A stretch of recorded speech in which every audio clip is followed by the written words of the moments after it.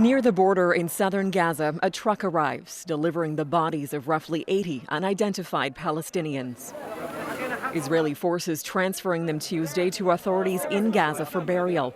It's unclear when they died or under what circumstances. We cannot open this container in a neighborhood where people live, says this doctor.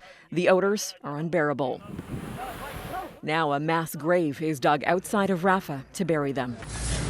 From the south to the north, the images that emerge are striking. Buildings that used to serve as hospitals, schools, now piles of rubble. And the war will go on for many months yet, says Israel's military chief. There are no magic solutions, no shortcuts in dismantling a terrorist organization, he said. As the fighting continues, the humanitarian toll grows more evident every day. Cooking oil is even harder to find than food, so people have turned to burning wood.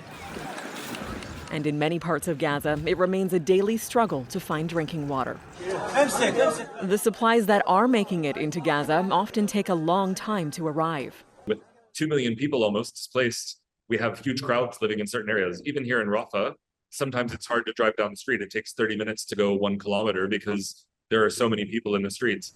The United Nations voiced alarm over the escalation of airstrikes over the past 2 days, and from Israel, a tone of defiance. An update on the deeply problematic involvement of the United Nations in this conflict.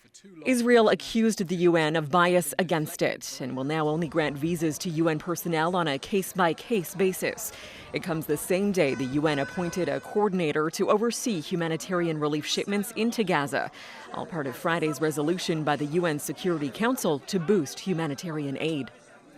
Tanya, there is still an ongoing effort to at least limit the fighting so more aid can get in. Hey, that's right, Renee. Today, Israel's Minister of Strategic Affairs, Ron Dermer, he's considered to be a very close confidant to Israeli Prime Minister Benjamin Netanyahu. He was here in Washington meeting with the U.S. Secretary of State and the National Security Advisor.